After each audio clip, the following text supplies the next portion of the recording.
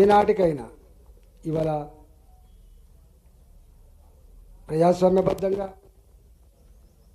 ఒక ఆలోచన దృక్పథంతో భారత ప్రజల ఆత్మగౌరవాన్ని ఆవిష్కృత ప్రభుత్వం మొన్న చూసిన మన అమెరికాలో మోడీ గారు అమెరికా సన్మానించిండు, ఎట్లా ఆదరించడం మనం చూసినాం కల్లారా. ఇలా ఇవన్నీ ఒక ఎత్తు అయితే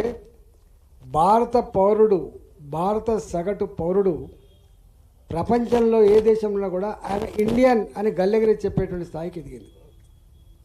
అందువల్ల ఇవాళ కాంగ్రెస్ పార్టీ మనం చూసినాం, ఆయన ప్రజలకు తెలవడానికి, ప్రజలు ఆశ్రయించుకోవడానికి కేసీఆర్ 9 సంవత్సరాలు పడితే రేవంత్ రెడ్డి నిజ స్వరూపాన్ని తెలుసుకోవడానికి, రేవంత్ రెడ్డి ఆశ్రయించుకోవడానికి 9 నెలల కాలం పట్టింది. ఇవాళ ఒకటే అనుకుంటున్న తెలంగాణలో కేసీఆర్ని మొత్తం సంపూర్ణంగా చూసినాం, అస్థి మసకాంతరం ఆయనను చూసినాం. ఇవాళ రేవంత్ రెడ్డి కూడా చూసినాం.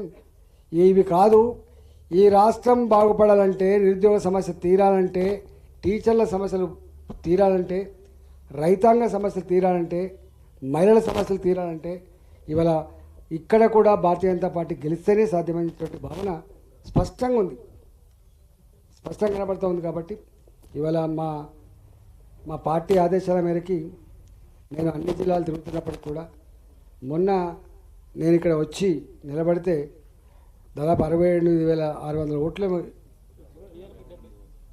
దాదాపు 68,000 68 చిల్లర వచ్చినాయి. వేసి గెలిపించిన నియోజకవర్గం కాబట్టి ఆనాడు ఒక వెల్లువలాగా వచ్చింది. సరే కారణాలు ఏమైనా గజ్వేల్ నియోజకవర్గం ఒక వెల్లువలాగా వచ్చి ఆశ్రయించింది మర్చిపోలేం. కాబట్టి మా పార్టీ ఆదేశాల మేరకి ఈ పట్టభద్రుల టీచర్ల దానికోసం నేను కూడా కొంచెం ఇన్వాల్వ్ అయ్యి చేయాలని చెప్పి ఆదేశాలు ఇచ్చింది.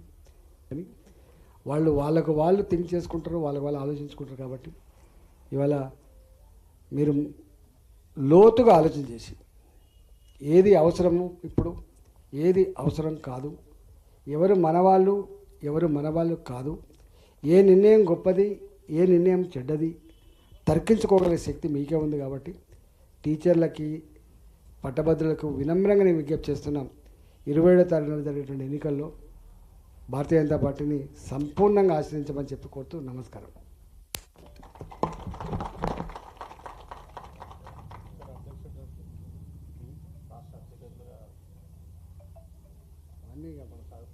ఈ ఇష్యూస్ ఇవైతే మా పార్టీ నేషనల్ పార్టీ,